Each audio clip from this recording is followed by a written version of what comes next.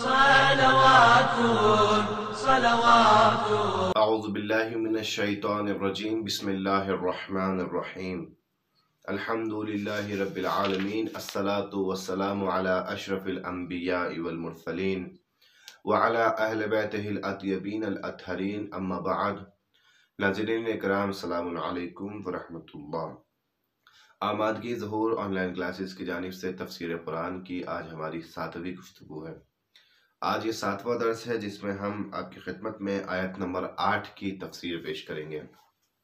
پچھلی تفسیر میں ہم نے آپ کی خدمت میں کافرین کی جو صفات بیان کی تھی وہ مکمل ہو چکی تھی، اور پچھلی آیت جو آپ کی خدمت میں بیان کی گئی تھی وہ یہ تھی کہ اللہ نے ان کی کانوں پر اور ان کے دلوں پر مہر لگا دی ہے اور ان کی آنکھوں کے آگے پردہ ڈال دیا گیا ہے. اب یہ ایمان لانے والے نہیں ہیں. تو ایک قسم انسانوں کی یہ ہو گئی کہ جن سے ہمیں بالکل ایمان کی امید نہیں رکھنی چاہیے، یہ کبھی ایمان لانے والے نہیں ہیں. اس آیت کے نکات کل آپ کی خدمت میں بیان ہونے سے رہ گئے تھے، لہٰذا پہلے اس آیت کے نکات بیان کر کے پھر اس کے بعد اگلی آیت کی ابتدا کرتے ہیں. پہلا نکتہ کہ انسان حق کو نہیں دیکھتا اور حق کو نہیں پہچانتا، حق کا ساتھ نہیں دینا چاہتا. اس کا ایک سبب کفر بنتا ہے. یہ کفر ہوتا ہے کہ جو انسان کو حق کا ساتھ دینے سے، حق کی باتیں سننے سے روکتا ہے. لہٰذا جب انسان کفر کے دلدل میں پھنس جاتا ہے تو پھر وہ حق کو دیکھنا بھی نہیں چاہتا، پھر وہ حق کو سننا بھی نہیں چاہتا. دوسرا نکتہ کہ انسان کے کان اور انسان کا دل ہدایت کے لیے بہت ضروری ابزار ہیں، بہت ضروری چیزیں ہیں. لہٰذا انسان کو اپنے کان کھلے رکھنے چاہیے، اپنا دل وسیع رکھنا چاہیے ہدایت کی باتوں کے لیے. یعنی اپنے کان کھلے رکھنے چاہیے، اس کا مطلب کیا ہے؟ اس کا مطلب یہ ہے کہ ہدایت کی باتوں کو قبول کرنا چاہیے. یہ اس بات کی علامت ہے کہ ہمارے کان کھلے ہیں. وہ لوگ کہ جو ہدایت کی باتوں کو قبول نہیں کرتے، اللہ کہتا ہے ختم اللہ علی قلوبہم وعلی سمعہم، ہم نے ان کی کانوں پر مہر لگا دی ہے، اب وہ سننے والے نہیں ہیں. تیسرا نکتہ، کفر جو ہے انسان کے حقائق کو صحیح طریقے سے درک کرنے میں بھی جو ہے وہ دشواری پیدا کرتا ہے. یعنی بعض موقعوں پر تو انسان حق کو دیکھتا ہے، پہچان نہیں پاتا، لیکن بعض موقعوں پر انسان حق کو اصلاً پہچان ہی نہیں پاتا، اسے حق نظر ہی نہیں آتا، وہ باطل کو حق سمجھنے لگتا ہے. اس کا بھی ایک سبب کفر بنتا ہے کہ انسان باطل کو حق سمجھنے لگے، حق کو باطل سمجھنے لگے. اس کا مطلب کیا ہے کہ یہ کفر باعث بنا ہے کہ یہ حق کو باطل سمجھ رہا ہے اور باطل کو حق سمجھ رہا ہے. اور چوتھا نکتہ کہ کفار روز قیامت عذاب بزرگ کا مزہ چکھیں گے. یہ عذاب جو ہے قیامت کے دن ان کے حصے میں آئے گا. اور دنیاوی عذاب ان کو کیا ملا ہے کہ پروردگار نے ان کے کانوں پر، ان کے دلوں پر مہر لگا دی، ان کے آنکھوں کے آگے پردہ ڈال دیا. یعنی ہر دو عذاب، ان کو دنیاوی عذاب بھی ملا اور آخرت میں بھی ان کو عذاب ملے گا. آیت نمبر 8 میں اب پروردگار دوسرے موضوع کے اوپر آتا ہے، یعنی کافرین کی صفات کو بیان کرنے کے بعد اب منافقین کی صفات کو بیان کرتا ہے. ایک اور طبقہ ہے ہمارے یہاں، طبقہ منافقین. کافرین کی صفات بیان کرنا اور سننا اور سمجھنا آسان ہے، لیکن منافقین کو سمجھنا بہت مشکل ہے. اسی لیے پروردگار ایک ایسے نقطے سے شروع کرتا ہے کہ تاکہ لوگوں کے سامنے واضح ہو جائے کہ منافقین کون ہیں. بسم اللہ الرحمن الرحیم. وَمِنَ النَّاسِ مَن يَقُولُ آمَنَّا بِاللَّهِ وَبِالْيَوْمِ الْآخِرِ وَمَا هُمْ بِمُؤْمِنِينَ. اور لوگوں میں کچھ لوگ ایسے بھی ہیں مَن يَقُولُ آمَنَّا بِاللَّهِ کہ جو کہتے ہیں کہ ہم اللہ پر ایمان لے کر آئے ہیں، وَالْيَوْمِ الْآخِرِ اور قیامت پر بھی ایمان لے کر آئے ہیں، وَمَا هُمْ بِمُؤْمِنِينَ جبکہ وہ مومن ہے ہی نہیں، وہ ایمان لائے ہی نہیں ہیں. یہ اللہ کہہ رہا ہے کہ کچھ لوگ کہتے ہیں ہم اللہ پر ایمان لائے، لیکن وہ اللہ پر حقیقت میں ایمان نہیں لائے. ایسے لوگوں کو کہتے ہیں منافق، ایسے لوگوں کو منافق کہتے ہیں. قرآن مجید میں الگ الگ جگہوں پر منافقین کی صفات بیان ہوئی ہیں، منافقین کی خاصیتیں بیان ہوئی ہیں، جس میں پہلی صفت کیا ہے؟ ہم العدو فاحذرہم، پروردگار عالم سورہ منافقون کی آیت نمبر 4 میں کہتا ہے کہ وہ دشمن خدا ہیں، منافقین خدا کے دشمن ہیں اور ان دشمنوں سے دور رہنا چاہیے، فَاعْذَرْهُ، اور ان سے دوری کرو۔ اس کا مطلب منافقین کے ساتھ اٹھنا بیٹھنا مومن کے لیے جائز نہیں ہے، منافقین کی دوستی مومن کے لیے شائستہ اور اچھی بات نہیں ہے۔ مومنین کو منافقین سے دور ہونا چاہیے۔ اگر کسی سے ظاہر ہو جائے کسی کے اوپر کہ یہ منافق ہے تو فوراً اس سے دور ہو جائے، قرآن کا حکم۔ دوسری خاصیت، قاتلہم اللہ ان یؤفکون، پروردگار عالم ان کو قتل کرے گا، یعنی ان کو مارے گا۔ چگونے از حق منحرف میشوند، یعنی کس طریقے سے یہ لوگ حق سے دور ہو گئے ہیں، یعنی پروردگار عالم کی جو ہے مار کا بھی یہ لوگ شکار ہیں اور یہ لوگ حق سے بھی دور ہیں۔ یہ دوسری آیت، اور یہ آیت ہے سورہ منافقون کی، وہی آیت نمبر 4۔ پھر اس کے بعد میں پروردگار عالم اسی سورہ میں جو ہے سورہ نساء میں آیت نمبر 145 میں ارشاد فرماتا ہے، ان المنافقین فی الدرک الاسفل من النار، منافقین جہنم میں بھی سب سے زیادہ نچلے درجے پہ ہوں گے، جہنم کے سب سے زیادہ پائین درجے پہ ہوں گے۔ یعنی جہنم میں بھی درجات ہے، جنت میں بھی درجات ہے، جنت میں کوئی اونچے درجے پر ہوگا کوئی نیچے درجے پر ہوگا، جہنم میں بھی کوئی اونچے درجے پہ ہوگا کوئی نیچے درجے پہ ہوگا۔ جہنم میں اونچے درجے والوں پر عذاب کم ہوگا، نیچے درجے والوں پر عذاب زیادہ ہوگا۔ یہ سب سے نچلے درجے میں ہوں گے اور ان پر سب سے زیادہ عذاب ہوگا۔ جہنم میں سب پر عذاب ہوگا لیکن منافقین پر سب سے زیادہ عذاب۔ یہ منافقین کے لیے پروردگار عالم نے سب سے پہلے کہا یہ میرے دشمن ہے، دوسری مرتبہ کہا کہ کیا کہتے ہیں پروردگار عالم دوسری مرتبہ کہہ رہا ہے کہ ان سے دور رہو اور ان کو عذاب پروردگار کی طرف سے ملے گا، تیسری مرتبہ کہہ رہا ہے کہ ان کو جہنم میں سب سے نچلا درجہ ملے گا۔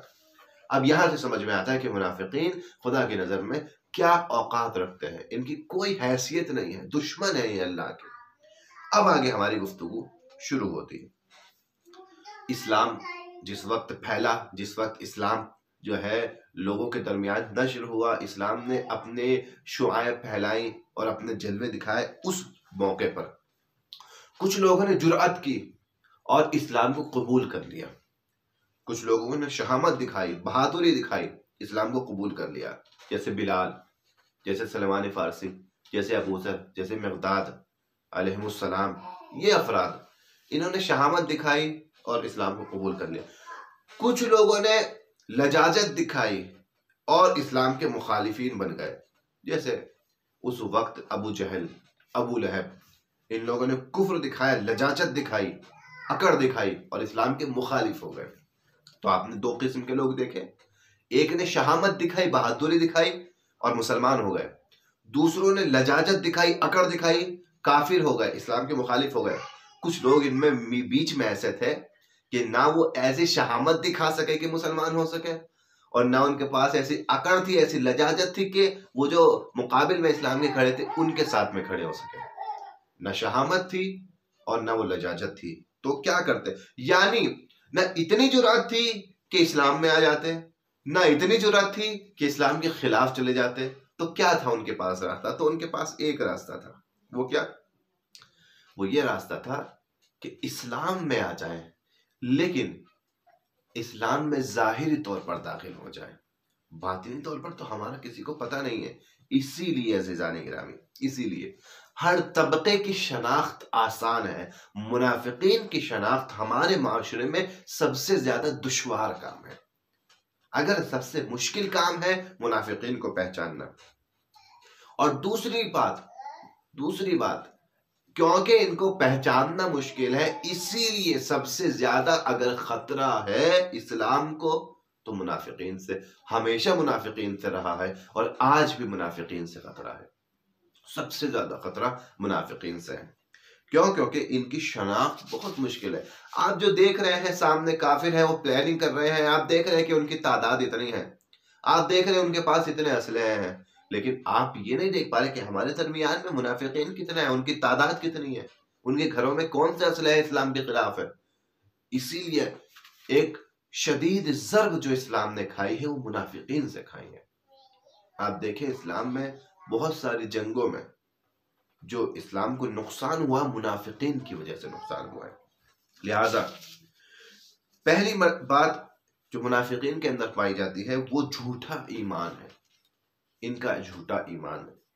یہ جو لا الہ الا اللہ محمد رسول اللہ اللہم صلی علی محمد وعلی محمد یہ کلمہ زبان پر جاری کر چکے ہیں، یہ جھوٹ تھا، ریاکاری تھی. ظاہری طور پر کہ لوگ دیکھیں اور سمجھے کہ ہم مسلمان ہو گئے ہیں، ہماری جان کی حفاظت کریں، لیکن ہم دل سے اپنے عقیدے پر باقی ہیں. جو پہلے تھے وہی اب ہیں، لیکن جان بچانے کے لیے، مال بچانے کے لیے، اس لیے تاکہ اسلام کے زیر سایہ آ جائے، اسلام پنپ رہا ہے، ہمیں بھی تھوڑی سی عزت مل جائے، لیکن ہم اپنے مذہب کو چھوڑنے والے نہیں ہیں.